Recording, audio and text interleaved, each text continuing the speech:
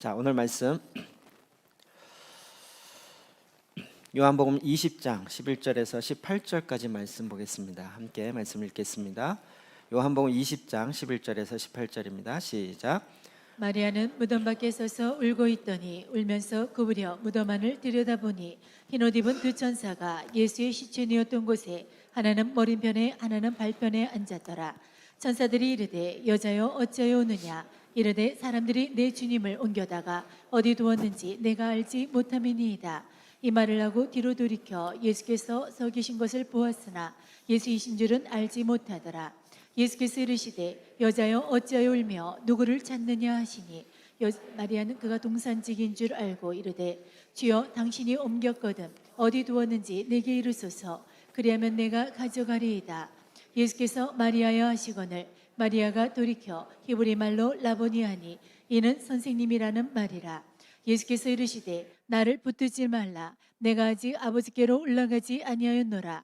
너는 내 형제들에게 가서 이르되 내가 내 아버지 곧 너희 아버지 내 하나님 곧 너희 하나님께로 올라간다 하라 하시니 막달라 마리아가 가서 제자들에게 내가 주를 보았다 하고 또 주께서 자기에게 이렇게 말씀하셨다 이르니라. 아멘. 이번 주간에는 저는 개인적으로 너무 놀라운 고난 주간 기간을 지내게 됐습니다.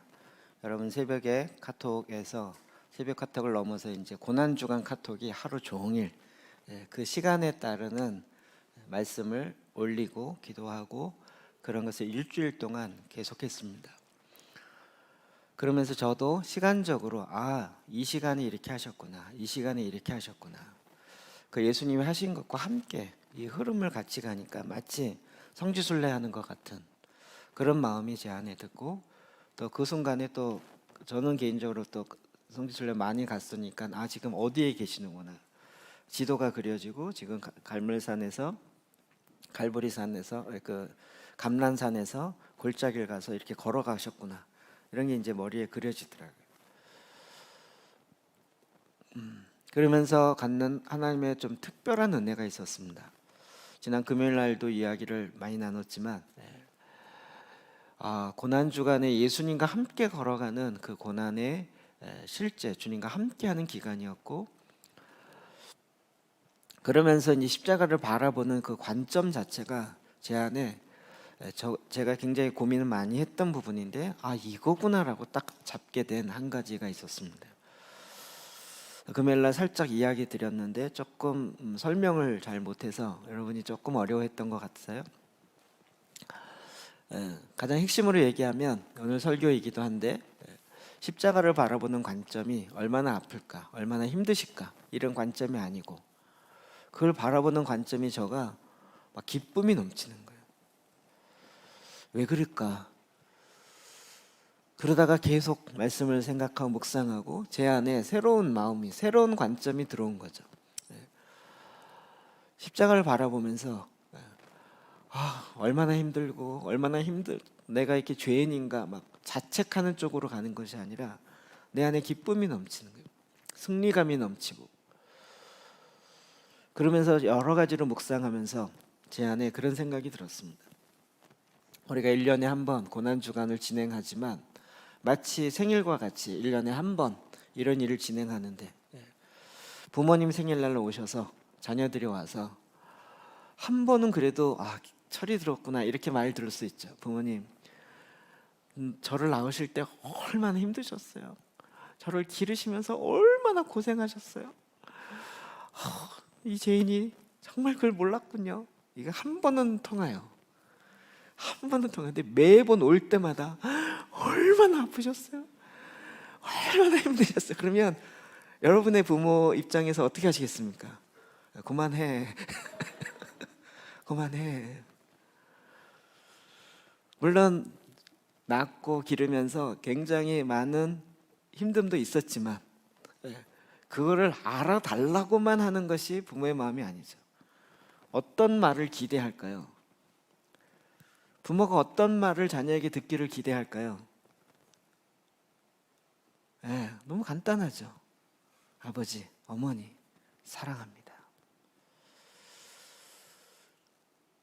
날이 갈수록 나는 아버지를 향한 그 사랑이 더 커지고 어머니를 향한 그 사랑이 더 커집니다. 이게 제 안에 훅 들어왔어요. 예수님의 십자가를 보면서 얼마나 아프실까. 제 마음속 귀에 들리는 것 같았어요. 그만해. 지금 건 40년째 이러고 있으니까 이제 40년 했다. 그만해. 그거 그만하면. 그런데 마음속에 주님을 향한 그 사랑이, 그 기쁨이, 그 승리가, 제가 막 기뻐하는데요, 기뻐하니까 기쁨이 더 넘쳐요. 제가 기뻐하는 걸 주님도 기뻐하는구나가 확 느껴지니까 더 기뻐지고 더 즐거워지고요.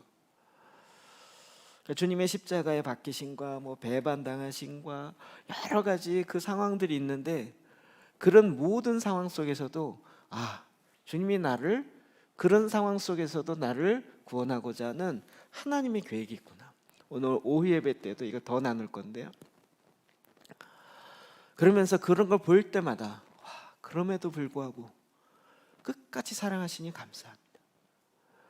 베드로가 저렇게 부인하고 저렇게 혈기를 부리는데도 불구하고 주님께서 기도하시고, 내가 너를 위해서, 사탄이 너를 밀가루듯이 너를 청구하였지만 내가 너를 위해서 중보하였다, 기도하였다. 이게 저에게 들리는 거예요.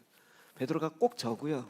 제가 주님 앞에 막 혈기 부르면서 주를 위해서 내가 목숨까지 바치겠습니다 막 의시되면서 이러고 있는 저를 향해서 주님이 중보하면서, 야, 사탄이 너를 밀가부르듯이 넘어뜨리려고 하는데 내가 너를 위해서 기도하고 있다.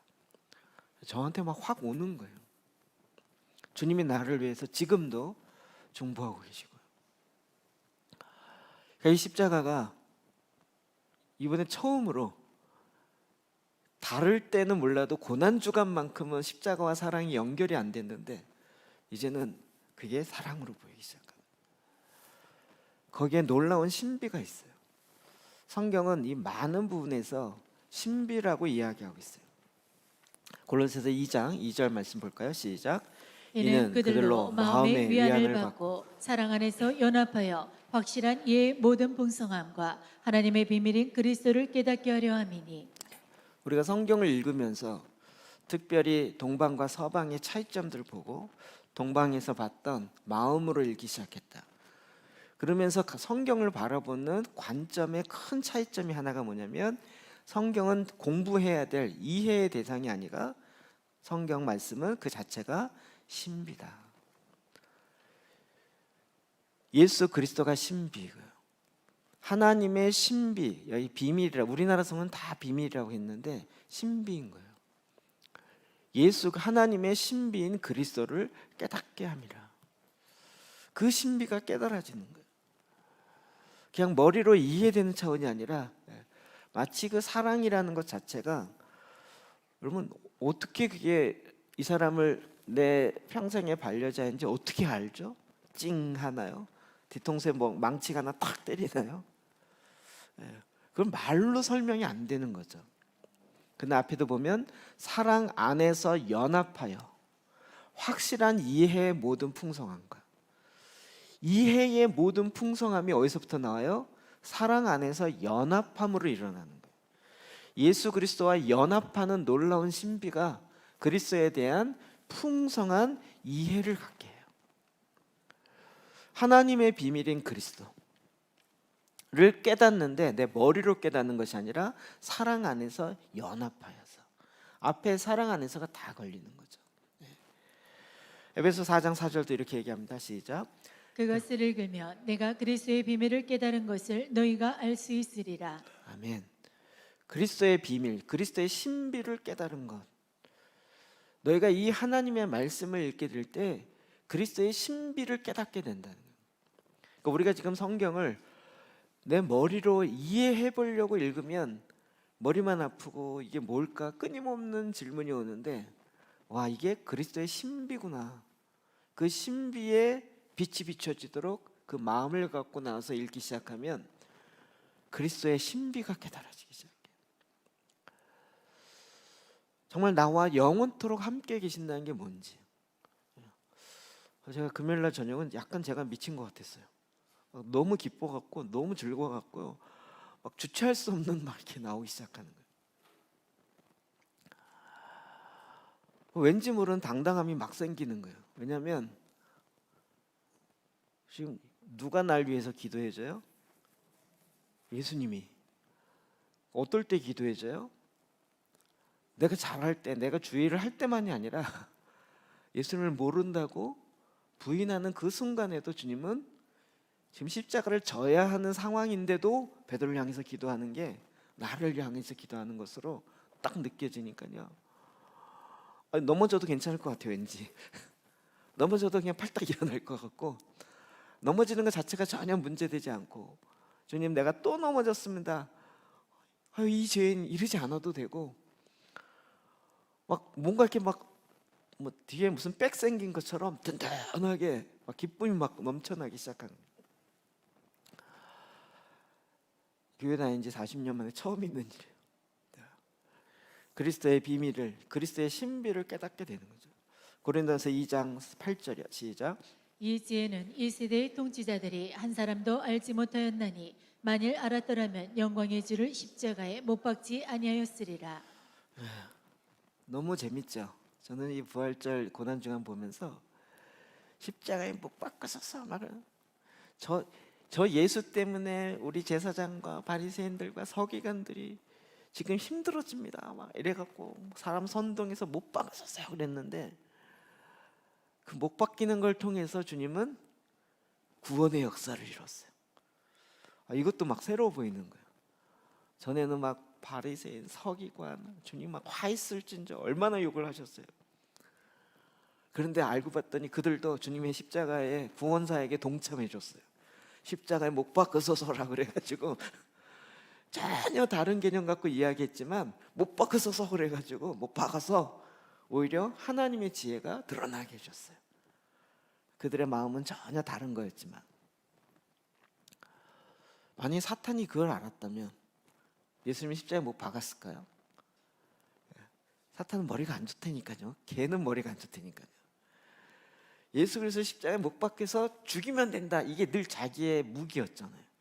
죽음으로 협박하고 죽음으로 눌러놓고 죽이면 된다 그랬더니, 그래갖고 막 여러분 아침에 새벽에 잡혀가서, 금요일날 아침 새벽에 잡혀서 그날 아침 9시에 십자가에 못 박았어요.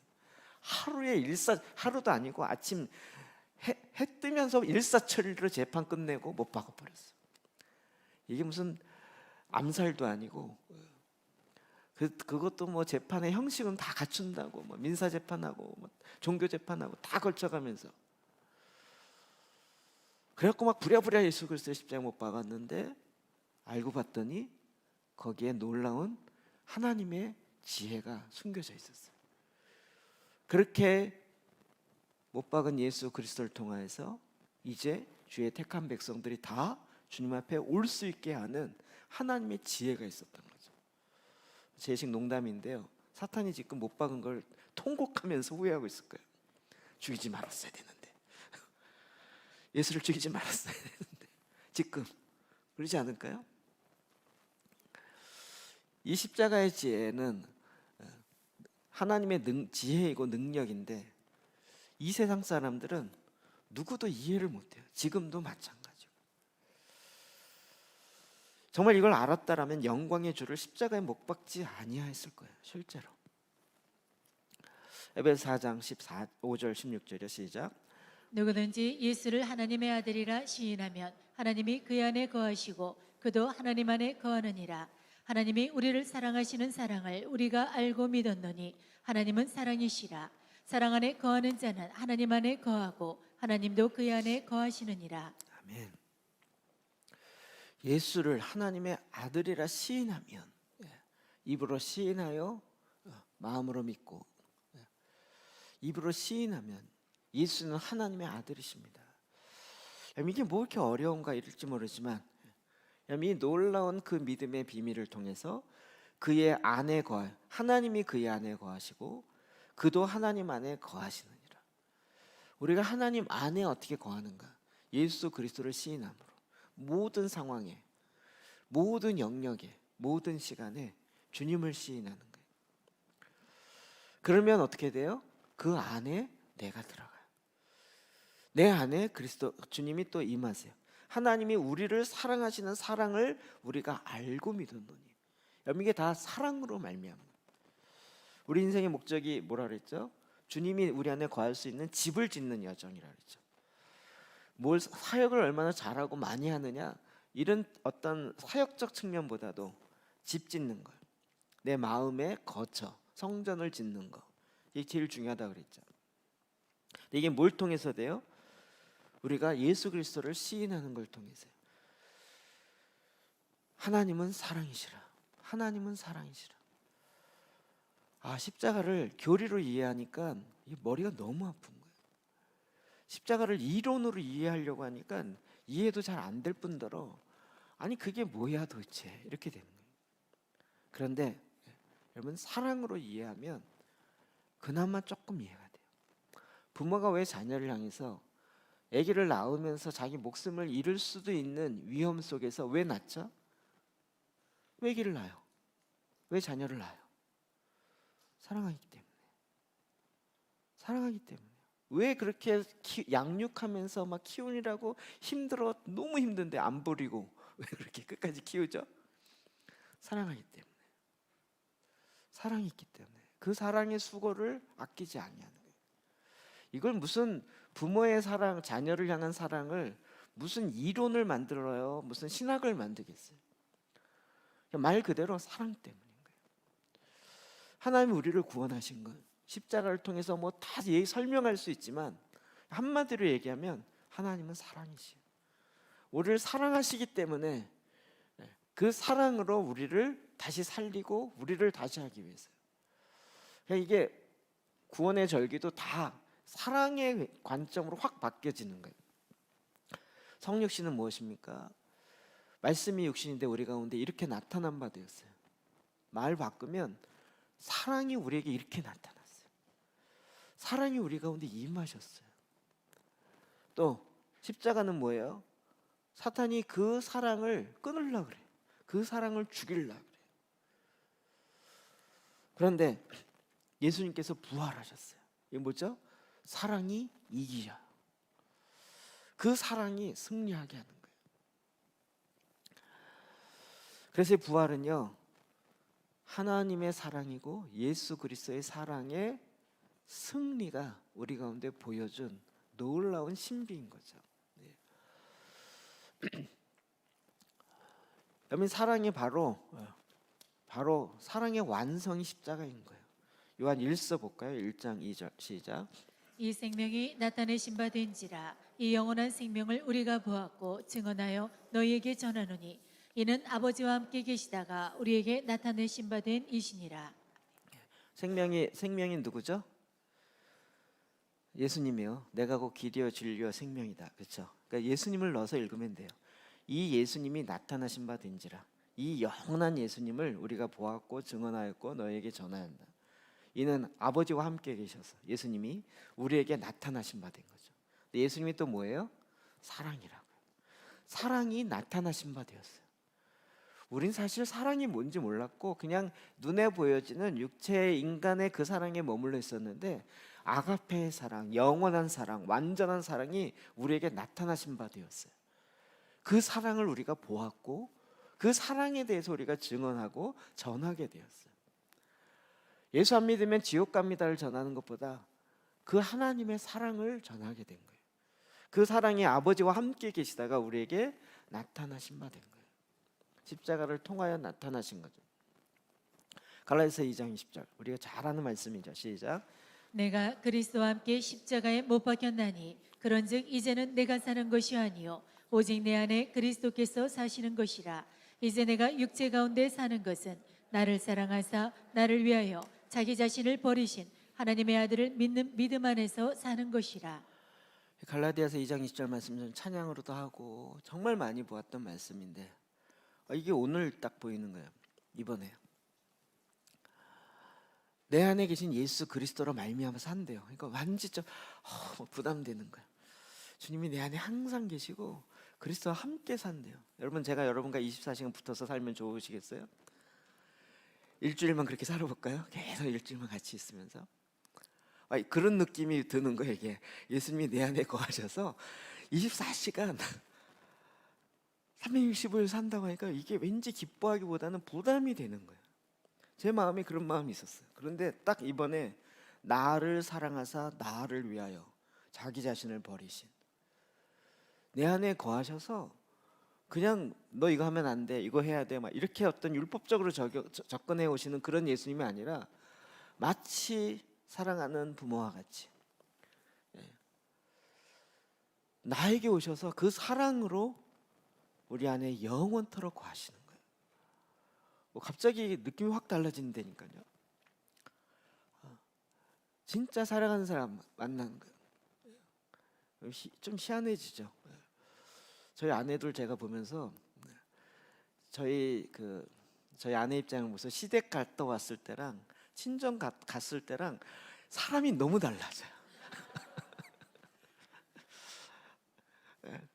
마치 주님이 우리 안에 거하실 때 여러분 시댁 갔다 오는 같은 느낌이라면 사랑의 마음이 아닌가. 그런데 친정을 가면 거기서 뭐 진짜 수고 많이 하고 뭐 조심하고 이러다가 친정을 가면 갑자기 누워. 너무 힘들었다 그리고 말투도 달라지고. 뭔 차일까요? 무슨 차일까요? 아시겠죠? 그 사랑의 차이라는 사랑의 차이. 주님이 내 안에 거하신다가 주님의 사랑이 내 안에 거하신다고 하니까 전에는 뭘 하면 안 될 것 같았는데 이제는 주님이 나를 다 이해하시고 연약함도 아시고 부족함도 아시고 전에는 막 베드로 부인하 그러면 으이씨 베드로 막 이랬는데 이제는 주님의 사랑이 느껴지니까 내가 웬만큼 부인해도 주님이 그 사랑이 식지 않으리라는 확신이 생기는 거예요. 확신이 생겨요. 그래도 막 개판 쳐도 된다 이런 얘기는 아닙니다. 나를 위해서 자기 자신을 버리신 그 사랑, 나를 위해서 자신의 생명과 모든 걸 십자가에 내어준 그 사랑이요. 그것을 믿는 믿음 안에 산다는 거예요. 로마서 5장 8절입니다. 시작. 우리가 아직 죄인 되었을 때에 그리스도께서 우리를 위하여 죽으심으로 하나님께서 우리에 대한 자기의 사랑을 확증하셨느니라. 아멘. 십자가는 하나님의 사랑의 확증이에요. 나를 위하여 그 생명을 내어줄 수 있는 그 사랑, 그 사랑이에요. 이 세상의 어떤 사랑도 십자가에 자기 아들을 내어주는 예수 그리스도의 사랑만한 그 사랑이 없는 거죠. 고린도서 15장 57절이요. 시작. 우리 주 예수 그리스도로 말미암아 우리에게 승리를 주시는 하나님께 감사하노니. 우리 주님의 사랑이 사랑했다 더라 이러고 끝나는 것이 아니라 그 사랑이 이제 어떻게 해요? 사탄은 끊으려고 하지만 이제 부활하심으로 그 사랑이 영원토록 갈 수 있게 하신 거예요. 그래서 이 자체가 신비로 우리에게 다가오게 된 거예요. 그래서 이김을 주시는 하나님께 감사하노니, 이김을 주시는 하나님께.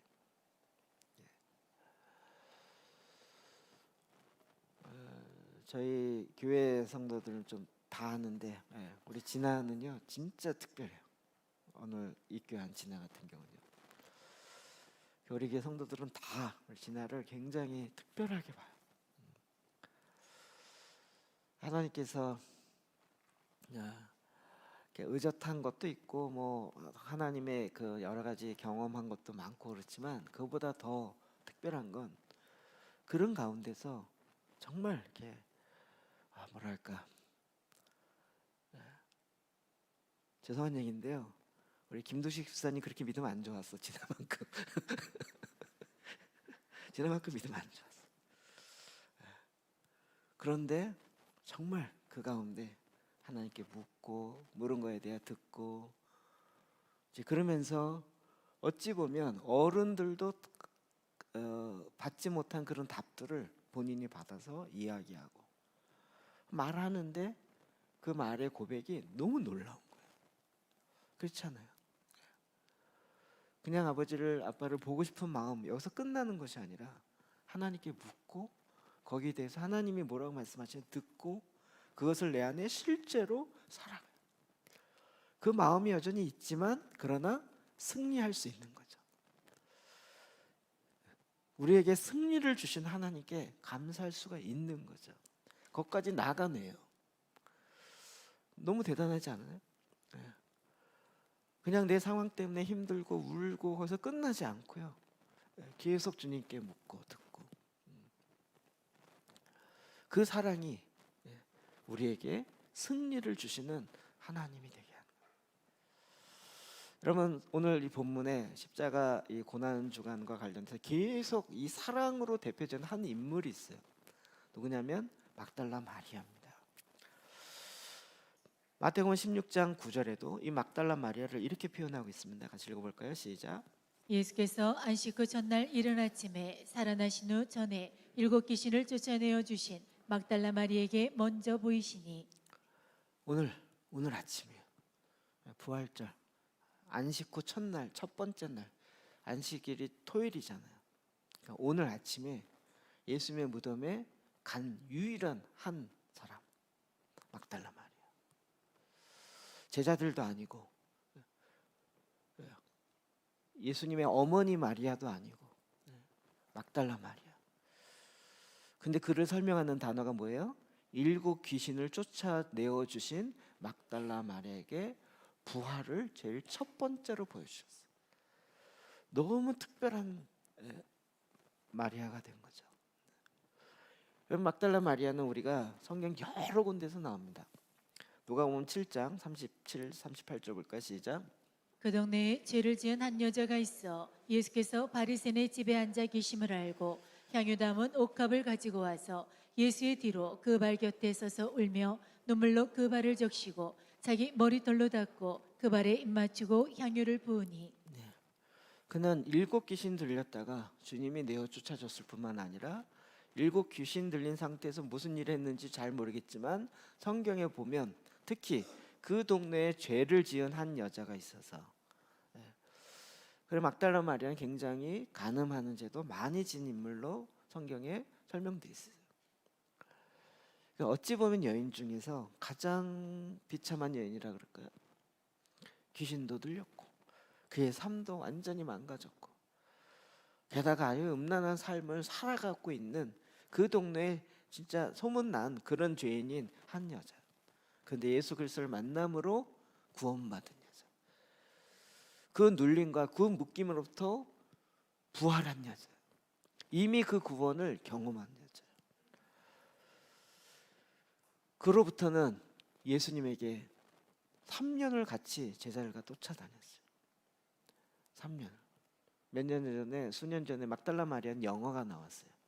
그 영화는 좀 문제가 많은 영화죠. 예수님의 부인으로 묘사했어요. 예수님이 결혼한 부인. 워낙 예수님을 가장 사랑해갖고 그 영화는 좀 희한하게 나왔어요. 그 정도 그렇게 오해받을 정도로 주님을 너무 뜨겁게 사랑했던 그 여인이에요. 그래서 어떻게 해요? 바리새인의 집에 앉아 계심을 알고 거기 가서 향유 담은 옥합을 깨트려요. 예수의 뒤에 그 발 곁에 서서 울며 눈물로 그 발을 적셔요. 자기의 머리털로 닦고 그의 발에 입 맞춰요. 이게 무슨 행동일까요? 자기 다 이제 고침을 받았고 온전케 되었어요. 거기서 나는 자유롭게 되었다. 이제 나의 행복을 추구하겠다. 이게 아니라 주님을 향한 그 사랑으로 완전히 몰입돼요. 완전히 집중돼요. 그 주님을 사랑함에 있어서 자기 자신을 깨트려요.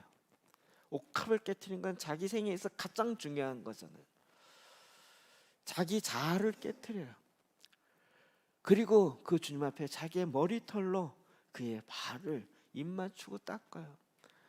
완전한 자기 비움과 완전한 자기 헌신이에요. 여러분 이게 그냥 쇼맨십으로 나올 수 있을까요? 이걸 무슨 이론, 무슨 사랑학 개론으로 이게 설명이 되겠냐고. 너무 자기를 비화시킨 건가요? 주님을 향한 사랑인 거예요. 그 누구도 보지 않았고 그 누구도 귀담아 듣지 않았지만 이 여인은 계속 예수님의 말씀을 한 말씀 한 말씀도 놓치지 않고, 그래서 자기 자신을 깨트리면서 그 안에 울며, 자기가 7귀신 들리고 가늠한 여인이었고 진짜 안 좋은 여인이었지만 거기서 구원받은 것에 의해서 감사하는 그 정도가 아니라 훨씬 뛰어넘어서 사랑으로 들어가는, 인간적 사랑을 뛰어넘는 주님을 향한 그 사랑인 거죠. 누가복음 8장에도 보면 이 막달라 마리아에 대한 얘기가 나옵니다. 3절까지 시작.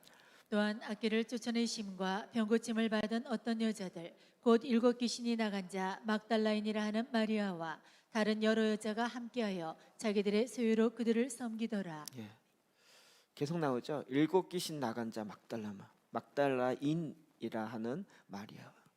어떻게 했다고요? 다른 여러 여자와 함께 자기의 소유로 예수와 그의 제자들을 3년 동안 계속 섬긴 거예요. 그러니까 주님을 향한 섬김과 주님을 향한 그 사랑을 끊임없이, 이게 무슨 이성적인 사랑이 아니죠. 완전한 아가페적 사랑인 거예요. 뿐만이 아닙니다. 마지막 예수님 십자가 곁에, 요한복음 19장 25절 시작. 예수의 십자가 곁에는 그 어머니와 이모와 글로바의 아내 마리아와 막달라 마리아가 섰는지라. 그럼 예수님의 십자가의 곁에 누가 있어야 될까요? 기본적으로 제자들이 있어야 될 것 같죠. 제자들은 다 도망갔어요. 베드로조차도 부인하고 성 밖으로 나가요. 근데 거기 누가 있어요? 그의 어머니, 이모, 글로바의 아내 마리아와 막달라 마리아가 섰는지라. 그 예수님의 십자가 앞에 끝까지 서 있었던 그 여인 마리아, 막달라 마리아. 어떤 의리를 지키고자 함이 아니라 그 사랑이, 예수 그리스도는 십자가에 못 박혀 죽었지 모르지만 이 막달라 마리아의 사랑은 끝나지 않았어요. 죽지 않았어요. 그 사랑이 오히려 더 크게 넘쳐나는 거죠. 오늘 본문인데요. 예수 그리스도가 십자가에 돌아가시고 나서 무덤에 안치할 때 일어나는 장면을 마가는 아주 세밀하게 기록하고 있어요. 15장 47절이요. 시작. 막달라 마리아와 요새의 어머니 마리아가 예수 둔 곳을 보더라.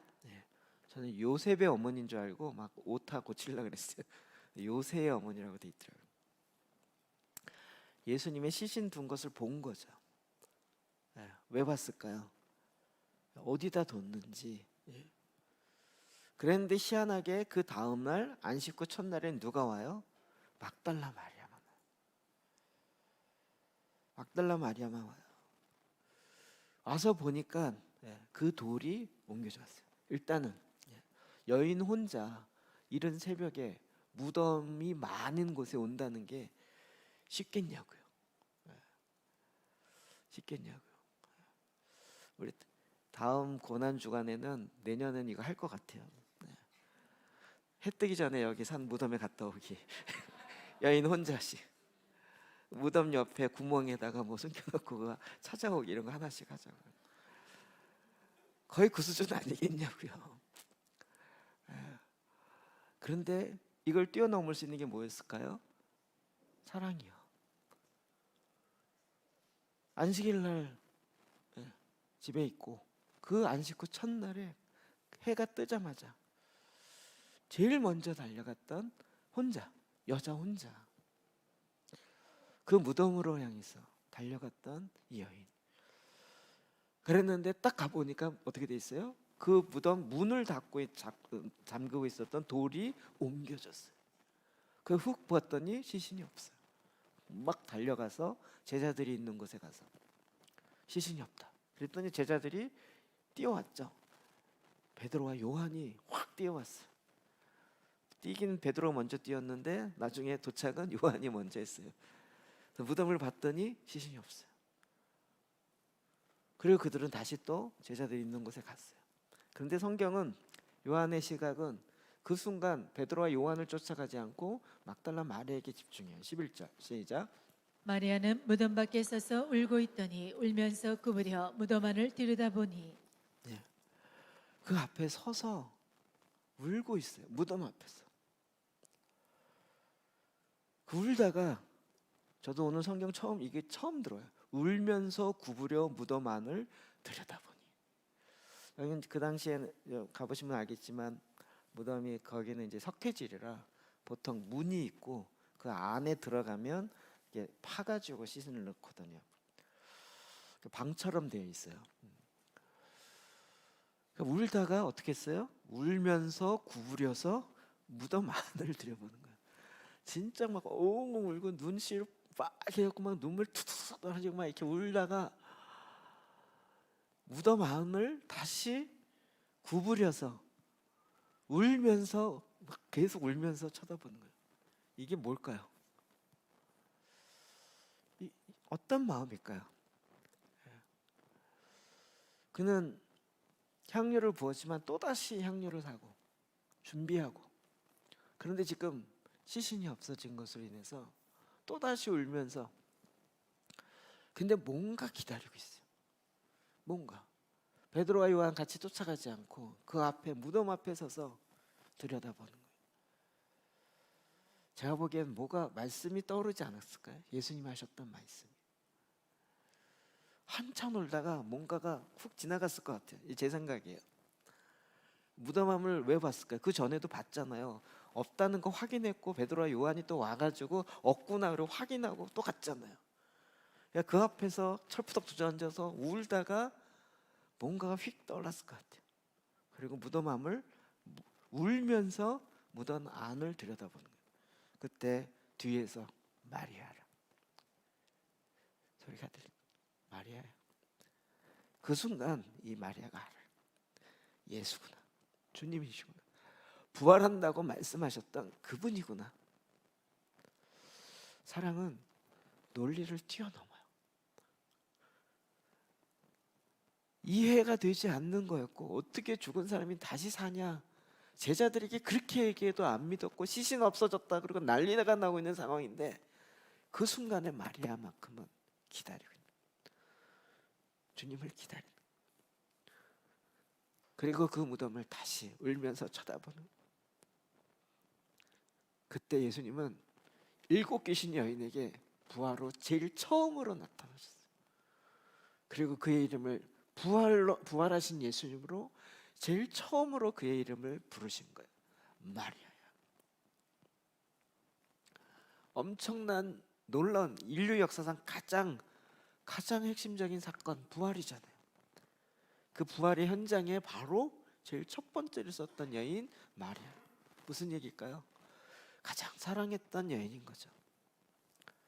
너무 놀라서 라보니, 선생님이요, 그리고 너무 기뻐서 잡으려고 그랬더니 주님이 뭐라 하셨어요? 잡지 마라.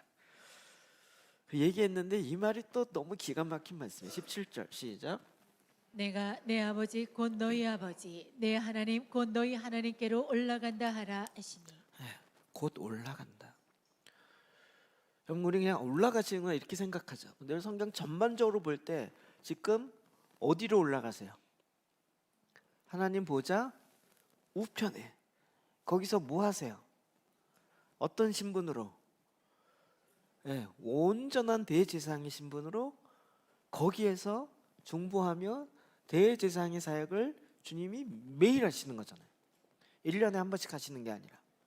그건 이 땅의 모형이었고, 주님이 이 땅에 계셔서 내가 만났던 제자들, 내가 훈련 3년 동안 그렇게 정성과 모든 에너지를 쏟았던 그 제자들을 향해서 예수님은 어떻게 하셨을까요? 십자가 달리기 전에도 기도하셨지만 올라가셔도 계속 기도하시겠죠. 계속 중보하시겠죠. 그러지 않을까요? 부활의 영광에 우리에게 주어진 엄청난 축복입니다. 제가 다시 한번 놀라는 건, 주님이 부활하셔서 막달라 마리아를 첫 번 만났어요. 그러면 주님이 승천하셔서 주님 앞에 가서 첫 번째 누구 얘기할 것 같으세요? 왠지 막달라 마리아 얘기할 것 같지 않으세요? 가장 사랑 많이 하는, 가장 예수님을 그냥 와, 7귀신 걸린 나를 주님이 자유케 해줬어요, 할렐루야, 이 정도가 아니에요. 오늘 오후 예배도 더 이야기하겠지만 정말 자기의 모든 한계와 모든 것들 다 뛰어넘어서 아예 주님 수준과 같은 수준으로 사랑을 하셨어요. 그렇게 사랑했던 그 마리아, 막달라 마리아와 이제 주님이 부활 승천하시면 거기에서 함께 주님 앞에 기도하는 거죠. 지금도 저와 여러분, 우리는 그냥 대제사장으로서 보좌 우편에서 어떻게 사역한다 우리가 알잖아요. 근데 그걸 훨씬 뛰어넘어서 이제는 어떻게 해요? 사랑으로 그곳에서 우리랑 이곳에 있었던 모든 걸 다 아시는 하나님께서, 주님께서 그곳에서 우리와 우리의 사정을 아시고 기도하시고 중보하시고 지금도 하나님의 계획을 이루시는 거죠. 제가 금요일에 잠깐 얘기했지만 막 이렇게 기쁜데 요한복음 17장을 그날 저녁에 읽는데 완전히 다르게 보이는 거예요. 17장 읽을 때 막 주님이 그 기도가요, 막 너무 승리에 찬 기도예요. 아버지요, 내게 주신 영광을 나도 저들에게 주었습니다. 저들 누군데요? 어리버리한 12제자들, 뭐가 뭔지 모르고 있는 제자들. 그리고 며칠 전에 왼쪽 오른쪽 갖고 누가 높으냐 갖고 서로 다 싸웠던 그 제자들. 근데 예수님은 그렇게 얘기 안 하고 저들이 아버지의 영광을 내가 그들에게 주었습니다. 그 영광 갖고 서열 싸움하고 있는 제자들에게 아니 주님은 못 믿음 갖고 그렇게 기도하시나?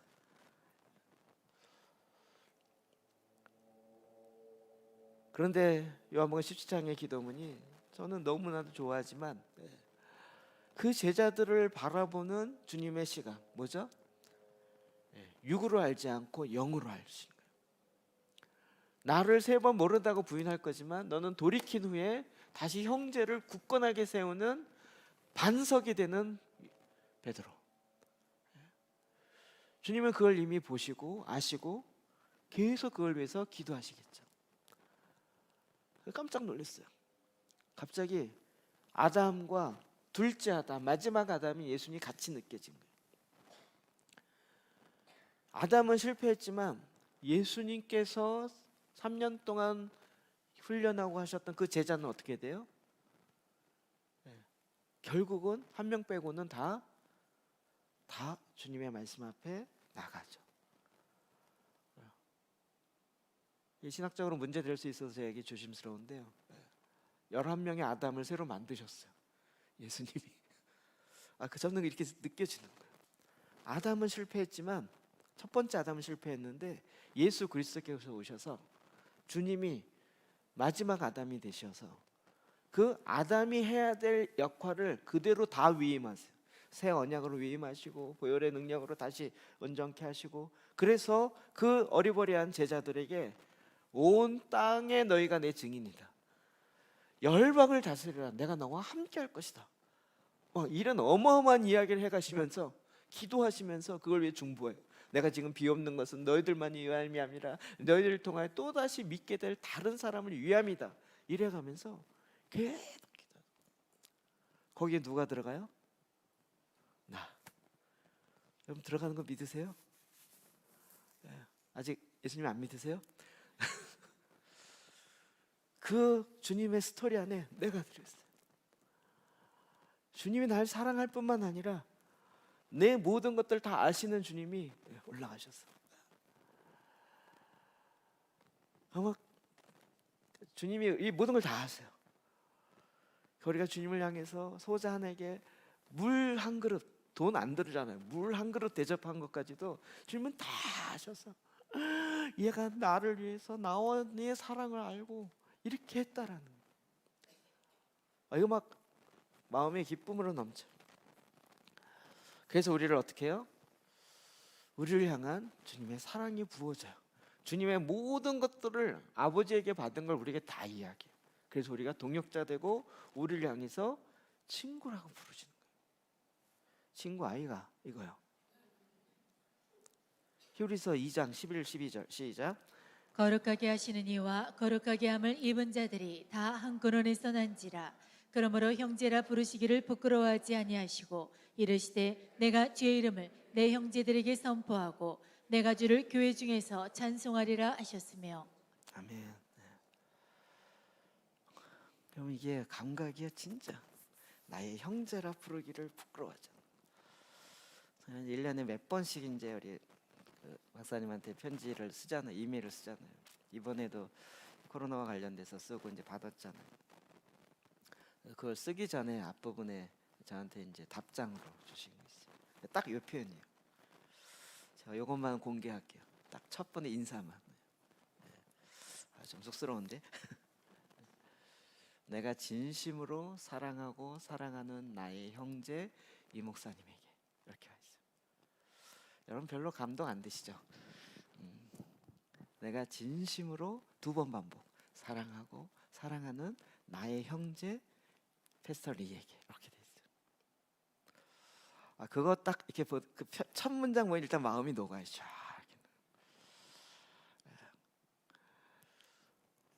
근데 이게 사람뿐만 아니라요. 그분뿐만 아니라 예수님이 우리를 향해서 어떻게 해요? 형제라고 부르기를 부끄러워하지 않으신다. 그 제자들 향해서 나의 형제다, 나의 제자다 라고 말하기를 부끄러워하지 않아요. 왜요? 주님의 사랑이에요. 그 사랑이 우리에게 부음바 되었어요. 그 사랑으로 말미암아 우리는 이제 기쁨으로 넘쳐요. 부모에 대한 사랑으로 나오니까 이제 뭐 부모를 향한 그 사랑이 계속 부어지는 거예요. 내가 부모를 향해서 이렇게 할게요, 이렇게 할게요. 그래. 그냥 난 안느라고 얼마나 고생하셨어요. 이거 그만하고요. 부모님 여행 한번 가시죠. 할렐루야 이렇게 되는 거죠. 부모님 이거 제가 그냥 한번 쓸게요. 그래서 그냥 이제는 좀 옛날처럼 그냥 찔끔찔끔 아니라 크게 몇백씩 그냥 쫙 드리면서 아유 그냥 쓰세요. 뭐 이렇게. 얘가 갑자기 달라졌네요. 그 사랑이 부음받은 거예요. 그 사랑이 우리에게 임한바 되어지고 나타난 바 돼요. 막달라 마리아의 삶, 이 표현이 진짜 이해되지 않는 것 같지만 그 사랑으로 보니까 이해가 다 되는 거예요. 그래서 그의 한마디도 놓쳐버리지 않고 예수 그리스도의 그 한마디까지도 마음에 두고 끝까지 사랑하는 거죠. 여러분 부활절 주님이 사랑으로 승리하셨어요. 그 사랑이 우리에게 끊어지지 않아요. 그 어떠한 것도 주님의 사랑을 끊을 자가 없어요. 우리가 우겨쌈을 당해도 하나님의 사랑과 예수 그리스도의 사랑이 나에게 오는 것을 막아낼 그 이 세상에 어떠한 것도 없어요. 그래서 그 사랑으로 우리가 일어나는 거예요. 그 사랑으로 다시 채워지고 그 사랑 안에서 주님을 믿는 믿음 안에서 살아가는 거예요. 이 부활절 정말 내 안에 죽었던 사랑이 다시 사랑의 원천이시고 근본이신 주님의 부활케 되어진 사랑의 부활을 통하여서 내 안에 다시 사랑으로 온전히 채워지길 주의 이름으로 축복합니다. 우리 같이 기도하십시다.